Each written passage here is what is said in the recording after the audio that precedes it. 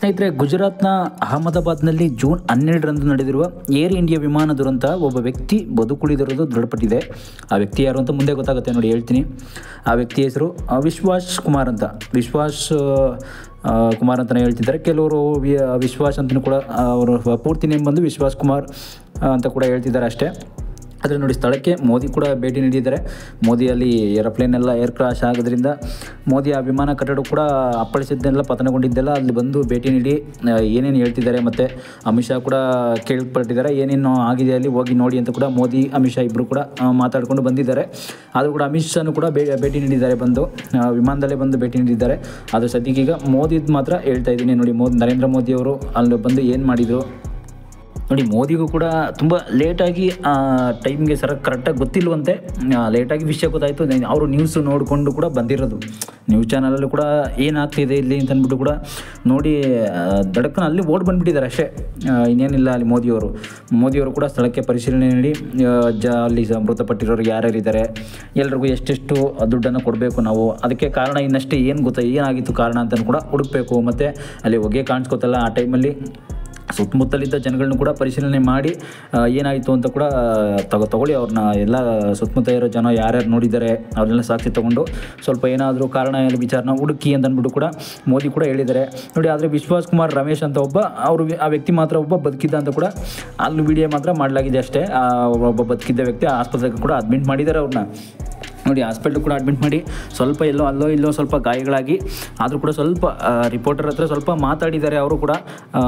ಈಗ ನ್ಯೂಸ್ ಚಾನಲ್ಗಳ ಹತ್ರ ಹೋಗಿ ಮಾತಾಡಬೇಕು ಅಂದರೆ ಕೂಡ ಅಲ್ಲೂ ಕೂಡ ಡಾಕ್ಟರ್ಗಳು ಬಿಡಲ್ಲ, ಯಾಕೆಂದರೆ ಪೇಷಂಟ್ಗೆ ಇನ್ನೂ ಸ್ವಲ್ಪ ಹುಷಾರಾಗಿಲ್ಲ, ಇನ್ನೂ ಪ್ರಜ್ಞೆ ಬಂದಿಲ್ಲ ಅಂದ್ಕೊಂಡು ಬಿಡಲ್ಲ. ಆ ಟೈಮಲ್ಲಿ ಮಾತಾಡಲೇಬೇಕು ಅಂತ ಅಂದ್ಬಿಟ್ಟಾಗ ಸ್ವಲ್ಪ ಮಾತಾಡಿದ್ದಾರೆ.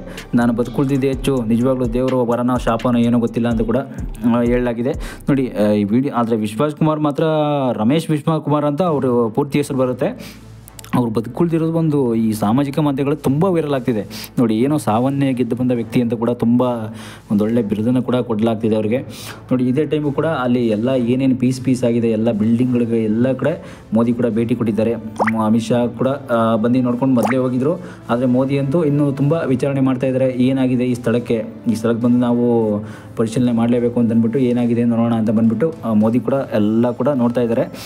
ನೋಡಿಬಿಟ್ಟು ಏನಾಗಿದೆ, ಈಗ ಇಷ್ಟು ಜನ ಸತ್ತಿದ್ದಾರೆ, ಇಷ್ಟು ಜನಕ್ಕೆಲ್ಲ ಏನೇನು ಪರಿಹಾರ ಕೊಡಬೇಕು, ಮತ್ತು ಇಲ್ಲಿ ಬಿಲ್ಡಿಂಗು ಕೂಡ ಡ್ಯಾಮೇಜ್ ಆಗಿರೋದ್ರಿಂದ ಇಲ್ಲಿ ಏನೇನು ಪರಿಹಾರ ಕೊಡಬೇಕು ಅನ್ನೋದು ಕೂಡ ಕೇಂದ್ರ ಸರ್ಕಾರ ಈಗ ತೀರ್ಮಾನ ಮಾಡ್ತಾ ಇದೆ ನೋಡಿ. ಬಿಲ್ಡಿಂಗ್ ಎಲ್ಲ ಸುಟ್ಟು ಕರ್ಕಲಾಗಿರೋದೇ ಆಗಲಿ ಇನ್ನೊಂದೇ ಆಗಲಿ, ಅಲ್ಲಿ ಎಷ್ಟು ಸಾಮಾನುಗಳು ವಸ್ತುಗಳೆಲ್ಲ ಬಿದ್ದೋಗಿದೆ, ಏನೇನಾಗಿದೆ ಅದಕ್ಕೆಲ್ಲ ಯಾರು ಜವಾಬ್ದಾರಿ ಆಗ್ತಾರೆ ಅಂದರೆ ಗೌರ್ಮೆಂಟಿನ ಜವಾಬ್ದಾರಿ ಆಗುತ್ತೆ ಅಷ್ಟೇ, ಏನು ಮಾಡೋಕ್ಕಾಗಲ್ಲ. ಯಾಕೆ ಅಂತಂದರೆ ಇದು ಅಪಘಾತ ಆಗಿರೋದು ಸುಮ್ಮನೆ ಏನೋ ಒಂದು ದುರ್ಘಟನೆ ನಡೆದೋಗಿದೆ, ಅದಕ್ಕೆ ಗೌರ್ಮೆಂಟ್ ಬಂದು ಕೊಡಲೇಬೇಕು ನೋಡಿ. ಅಲ್ಲಿ ಮುಖದಲ್ಲಿ ರಕ್ತ ಸೋರ್ತಿದ್ದವರು ಎಲ್ಲರೂ ಕೂಡ ಎದ್ದು ಆಂಬುಲೆನ್ಸ್ ಕಡೆಗೆ ನಡೆದು ಹೋಗ್ತಿರುವ ಒಂದು ದೃಶ್ಯ ಕೂಡ ಇಲ್ಲಿ ಸೆರೆಯಾಗಿದೆ ನೋಡಿ. ಮೂಗು ಎಲ್ಲ ರಕ್ತ ಸೋರ್ತಾ ಇರೋದು, ಕೆಲವ್ರಿಗೆಲ್ಲ ಕೈ ಕಾಲು ಕಟ್ಟಾಗಿರುತ್ತೆ ಒಳಗಡೆ, ಬಟ್ ಮೇಲೆ ಗೊತ್ತಾಗಲ್ಲ. ಆದರೆ ಅದು ಆ ದುರ್ಘಟನೆ ಕೂಡ 100 ಜನ ಸಾವಿಗೀಡಾಗಿರೋದು, ಮತ್ತು ವಿಮಾನ ಪತನಗೊಂಡಿರುವ ಆ ವಿಷಯ ಏನಂತಂದರೆ ಆ ಸ್ಥಳಕ್ಕೆ ಕೇಂದ್ರ ಗೃಹ ಸಚಿವ ಅಮಿತ್ ಶಾ ಕೂಡ ಭೇಟಿ ಕೊಟ್ಟು ಕೂಡ ಪರಿಶೀಲನೆ ನಡೆಸಿದ್ದಾರೆ.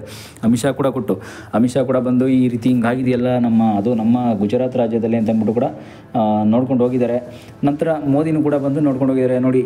ಈ ಫೋಟೋ ಏನಂತಂದರೆ ನೋಡಿ, ಅಲ್ಲಿ ವಿಮಾನ ಹಾರ್ತಾ ಇದ್ದು ಬಿಲ್ಡಿಂಗ್ ಮೇಲೆ ಹಾರ್ಕೊಂಡು ಹೋಗಿ ನೆಕ್ಸ್ಟು ಬಿಲ್ಡಿಂಗ್ ಹೋಗಿ ಬೆಂಕಿ ಎತ್ಕೊಂಡ್ಬಿಟ್ಟಿರೋದು ಅಷ್ಟೇ. ಬಿಲ್ಡಿಂಗ್ ಹೋಗಿ ಈ ರೀತಿ ಬೆಂಕಿ ಎತ್ಕೊಂಡ್ಬಿಟ್ಟಿರೋ ಒಂದು ಇದನ್ನು ನಾವು ನೋಡ್ಬೋದು. ಏನೇನಾಗಿದೆ ಇಲ್ಲಿ, ಏನೇನು ಆಗ್ತಾ ಇದೆ ಮುಂದೆ ಅಂತ ಅಂದ್ಬಿಟ್ಟು ಕೂಡ ಇದು ಒಂದು ಇಮೇಜ್ ಮೂಲಕ ನೋಡ್ಬೋದು ನಾವೀಗ ನೋಡಿ. ಸಾವನ್ನೇ ಗೆದ್ದು ಬಂದ ಒಬ್ಬ ಏಕೈಕ ವ್ಯಕ್ತಿ ಅಂದರೆ ರಮೇಶ್ ವಿಶ್ವಾಸ್ ಕುಮಾರ್ ಅನ್ನೋ ಒಬ್ಬ ವ್ಯಕ್ತಿ ಅಷ್ಟೇ ನೋಡಿ. ಅದಲ್ಲದೆ ಅವನು ಭಾರತೀಯ ಮೂಲದ ಬ್ರಿಟಿಷ್ ಪ್ರಜೆ ಅಂತೆ.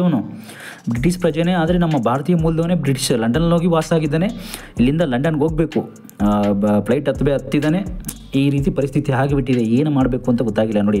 ಕಳೆದ 20 ವರ್ಷಗಳಿಂದ ಲಂಡನ್ನಲ್ಲೇ ವಾಸ ಮಾಡ್ತಾ ಇರೋದು, ಅಲ್ಲೇ ಕೆಲಸ ಮಾಡೋದು ಅಂತ ಕೂಡ ಹೇಳ್ಕೊಂಡಿದ್ದಾರೆ ಅವರು. ರಮೇಶ್ ವಿಶ್ವಾಸ್ ಕುಮಾರ್ ಅನ್ನೋರು ಹೇಳ್ಕೊಂಡಿದ್ದಾರೆ ನೋಡಿ. ಭಾರತದಲ್ಲಿ ತಮ್ಮ ಕುಟುಂಬವನ್ನು ಭೇಟಿಯಾಗಲು ಕೂಡ ಇಲ್ಲಿ ಬಂದಿದ್ದಾರಂತೆ. ಸುಮ್ಮನೆ ನಮ್ಮ ಭಾರತದಲ್ಲಿ ನಮ್ಮ ಫ್ಯಾಮಿಲಿ ಹೇಗಿದೆ, ನಮ್ಮ ಫ್ಯಾಮಿಲಿ ಚೆನ್ನಾಗಿದ್ದಾರೆ, ಏನು ಮಾಡ್ತಿದ್ದಾರೆ, ನಮ್ಮ ಅಪ್ಪ ಅಮ್ಮ ಎಲ್ಲರೂ ಕೂಡ ನೋಡ್ಕೊಂಡು ಹೋಗೋಕ್ಕೆ ಮಾತ್ರ ಅವರು ಈ ರೀತಿ ಬಂದಿರೋದಷ್ಟೇ.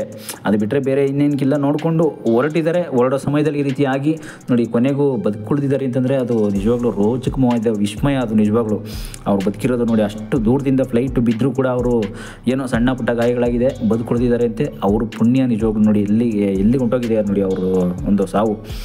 ಅಂದರೆ ಸತ್ತಿಲ್ಲ ಇನ್ನು ಅವರು ಬದುಕಿರೋದು ನೋಡಿ. ಆ ಟೈಮಲ್ಲಿ ನೋಡಿ ಆ ಭಾರತದ ತಮ್ಮ ಕುಟುಂಬವನ್ನು ಕೂಡ ಭೇಟಿಯಾಗಲು ಕೂಡ ಆಗಮಿಸಿದ್ದ ಅವರು ತಮ್ಮ ಅಣ್ಣ ಅಜಯ್ ಕುಮಾರ್ ರಮೇಶ್ ಅಂತೆ. ಅಜಯ್ ಕುಮಾರ್ ರಮೇಶ್, ಇವರು ವಿಶ್ವಾಸ್ ಕುಮಾರ್ ರಮೇಶ್ ಅಂತ ಇವರು ನೋಡಿ 45 ವರ್ಷ ಆಗಿದೆ ಅವರಿಗೆ, ಅಜಯ್ ಕುಮಾರ್ ಅವ್ರಿಗೂ ಕೂಡ.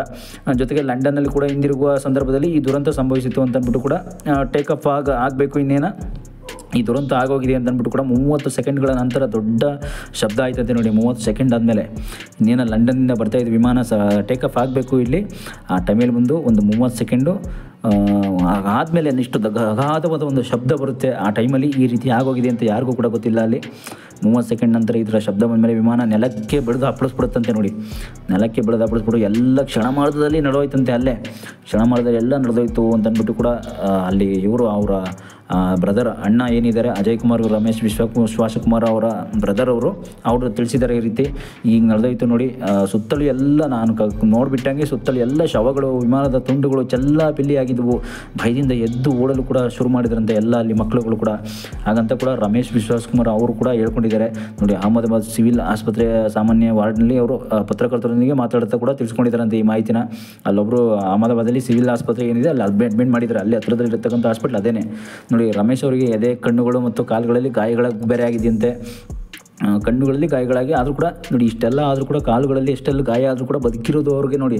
ಇಂಥ ಟೈಮಲ್ಲಿ ಬದುಕಿದ್ದಾರೆ ಅಂದರೆ ಅವರು ಒಂದು ವಿಸ್ಮಯವಾದ ಸಂಗತಿ ಅದು ನಿಜವಾಗ್ಲೂ ನೋಡಿ. ಅದು ಕೂಡ ಯಾವ ಥರ ಮಲಗಿದ್ದಾರೆ ನೋಡಿ. ಅವರು ಒಂದು ಏನೋ ಕೋಮಾದಲ್ಲಿ ಇರೋ ಥರ, ಏನೋ ಒಂಥರ ಪ್ರಜ್ಞೆನೇ ಇಲ್ಲ ಅನ್ನೋ ಥರ ಮಲಗಿದ್ದಾರೆ, ಆದರೂ ಕೂಡ ಬದುಕಿದ್ದಾರೆ ನೋಡಿ. ಅವರು ಪುಣ್ಯ ಎಷ್ಟಿರಬೇಕು ಅಂತ ನೋಡಿ. ನಾನು ಎದ್ದು ನಿಂತಾಗ ಎಲ್ಲೆಡೆ ಛಿದ್ರವಾಗಿದೆ ಶವಗಳು ಕೂಡ ಕಾಣ್ತಿದ್ವಂತೆ ಅವ್ರಿಗೆ ನೋಡಿ. ಯಾರೋ ನನ್ನನ್ನು ಎತ್ತಿ ಆಂಬುಲೆನ್ಸ್ಗೆ ಕರ್ಕೊಂಡು ಹೋದ್ರಂತೆ. ಅದೇ ಅಗ್ನಿಶಾಮಕ ದಳದವ್ರು ಬಂದಿದ್ರಲ್ಲ, ಅವರೇ ಕರ್ಕೊಂಡು ಹೋಗಿರ್ತಾರೆ ಅಷ್ಟೇ, ಬೇರೆ ಇನ್ಯಾರಿಲ್ಲ ನೋಡಿ. ಆ ಟೈಮಲ್ಲಿ ಹೆಂಗೆಲ್ಲ ಹೇಳ್ಕೊಂಡಿದ್ದಾರೆ ಅವರು ನೋಡಿ. ನನ್ನ ಬಳಿ ಇನ್ನೂ ಬೋರ್ಡಿಂಗ್ ಪಾಸ್ ಕೂಡ ಇದೆ, ನನ್ನ ಬಳಿ ಇನ್ನು ಆ ಥರ ಕೂಡ ಅವರು ತಮ್ಮ ಸೀಟಲ್ಲಿ 11A ಬೋರ್ಡಿಂಗ್ ಪಾಸ್ ಕೂಡ ತೋರಿಸುತ್ತಾ ಹೇಳ್ತಿದ್ದಾರಂತೆ. 11A ಅನ್ನೋ ಒಂದು ಬೋರ್ಡಿಂಗ್ ಪಾಸು.